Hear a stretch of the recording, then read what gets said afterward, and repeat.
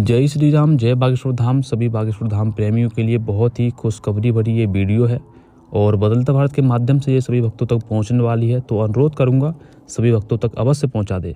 देखिए, पूज्य गुरुदेव अब 1 माह के लिए बागेश्वर धाम के पर लौट आए हैं, क्योंकि अभी आपने देखा था पूज्य गुरुदेव विभिन्न भारतवर्ष में विभिन्न जगहों पर कथा कर रहे थे। तो अभी वो सभी कथाएं समाप्त करके पूज्य गुरुदेव वहाँ धाम पर पहुँच चुके हैं, जो कि 1 महीने तक बागेश्वर धाम पर रुकने वाले हैं। 6 फरवरी को पूज्य गुरुदेव बागेश्वर धाम में पहुंच गए थे और 8 मार्च तक बागेश्वर धाम पर ही रहेंगे। डेट विशेष करके सुन लीजिए फिर से। 6 फरवरी को पूज्य गुरुदेव धाम पर पहुंच चुके थे और 8 मार्च तक, यानी कि जो कन्या विवाह हैं 8 मार्च को होंगे, वहां तक पूज्य गुरुदेव वही इस तिथि तक पूज्य गुरुदेव धाम पर रुकेंगे। और इस बीच में विभिन्न दिव्य दरबार लगेंगे, महादिव्य दरबार लगेंगे, कथाएं भी होंगी। तो अनुरोध करूंगा ज़्यादा से ज़्यादा जो भी भक्त बागेश्वर धाम नहीं पहुंच सकता था, तो 1 महीने के लिए अब पूज्य गुरुदेव वहां पर हैं, तो आप एक निश्चित टाइम निकाल करके धाम पर पहुंच सकते हैं और पूज्य गुरुदेव के दर्शन भी कर सकते हैं और वहां पर जो दिव्य दरबार लगेगा उसमें शामिल भी हो सकते हैं।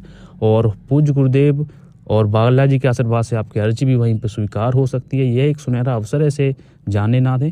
इस कार्यक्रम की कुछ विशेष जानकारी मैं आपको देने वाला हूँ। इस 30 दिनों के कार्यक्रम की विशेष जानकारियाँ कुछ इस प्रकार है। देखिए, 13 फरवरी से 7 दिवसीय श्रीमद् भगवत कथा प्रारंभ होगी, जो धाम पर ही होगी। उसमें दिव्य दरबार भी लगेगा और उसके बाद फिर 27, 28, 29 तारीख को 29 फरवरी को वहाँ पर कवि विश्वास जी आएंगे, जो राम जी की चर्चा करेंगे। तो वहाँ पर भी आप जा सकते हैं और उसमें भी आप वो उसका आनंद ले सकते हैं उस उत्सव का। और फिर 1 मार्च से 8 मार्च तक अति विष्णु महायज्ञ चलेगा, जो बागेश्वर धाम पर ही होगा। और उसमें युवा कथावाचक इंद्रदेश जी महाराज भी शामिल होंगे और विभिन्न जो भी कथावाचक हैं भारतवर्ष के, वो भी सभी आएंगे। और आपको बता दूं, 8 मार्च को कन्या विवाह उत्सव का आयोजन हो रहा है धाम पर, जिसमें पूज्य गुरुदेव 151 विवाह के जोड़े को शामिल करेंगे और उनको मिलाएंगे।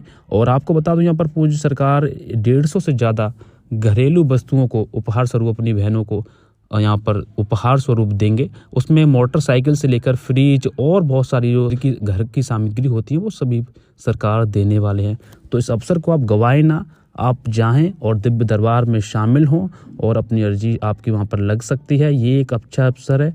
एक ही जगह आपको कहीं बार बार जाने की आवश्यकता नहीं है कि कहीं कथा हो रही है तो कहीं कथा हो रही है, आप नहीं जा पा रहे। तो ये अवसर आपके लिए बहुत ही अच्छा है।